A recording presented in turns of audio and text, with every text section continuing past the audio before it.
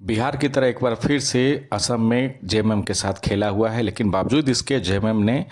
19 सीटों पर चुनाव लड़ने जा रही है। 20 सीट पर ये फैसला हुआ था कि लड़ेंगे, लेकिन एक सीट जो है वाम दलों के खाते में झारखंड मुक्ति मोर्चा ने सौंप दी है। बाकायदा जो 19 सीट जो है 126 विधानसभा सीटों के असम के इस विधानसभा चुनाव में 19 सीटों पर जो अनुसूचित जनजाति के लिए रिजर्व सीट है वहां पर झारखंड मुक्ति मोर्चा चुनाव लड़ने जा रही है। और बाकायदा इन 19 सीटों में से 2 सीटों पर मुख्यमंत्री हेमंत सोरेन की तरफ से 2 प्रत्याशी को घोषणा कर दी गई, उन्हें पार्टी सिंबल भी दे दिया गया है। उसमें सबसे जो पहला नाम आता है आप देख सकते हैं, मजबत विधानसभा एक क्षेत्र है वहाँ का, और यहाँ से झारखंड मुक्ति मोर्चा की कैंडिडेट होंगी प्रीति रेखा बारला। प्रीति रेखा बारला मुंडा समाज से आती हैं और ट्राइबल हैं, और इनके भरोसे झारखंड मुक्ति मोर्चा जो है मजबत में मजबूत पकड़ बनाना चाहती है। और दूसरी जो सीट है, अभी 19 सीटों में से जिस दूसरी सीट पर कैंडिडेट की घोषणा की गई है वो है सोनारी, जहां से बलदेव तेली।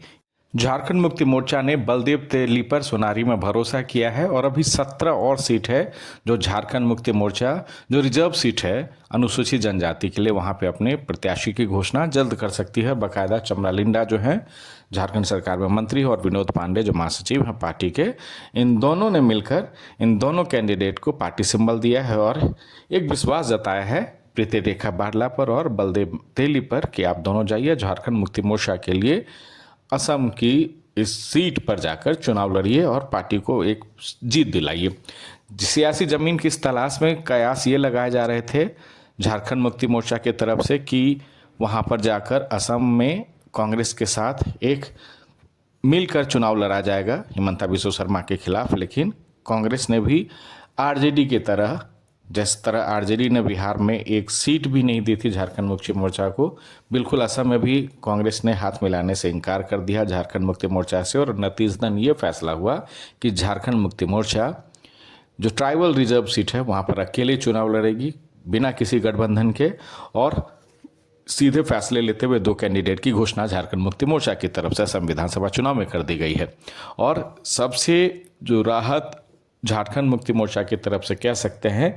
कि उनको जो यहाँ पे पार्टी का सिंबल है झारखंड मुक्ति मोर्चा का तीर कमान, वही सिंबल असम में इलेक्शन कमीशन ऑफ इंडिया की तरफ से झारखंड मुक्ति मोर्चा को मिला है। और कांग्रेस की तरफ से कोई सपोर्ट नहीं, अकेले दम पर असम के आदिवासी बेल्ट में एक उम्मीद तलाशते हुए एक सियासी जमीन की तलाश में झारखंड मुक्ति मोर्चा उतरने जा रही है। बाकायदा कई दिनों से कैंपेनिंग हो रही है मंत्री चमरा लिंडा की तरफ से, विजय हांसदा की तरफ से, और ये पार्टी के कई जो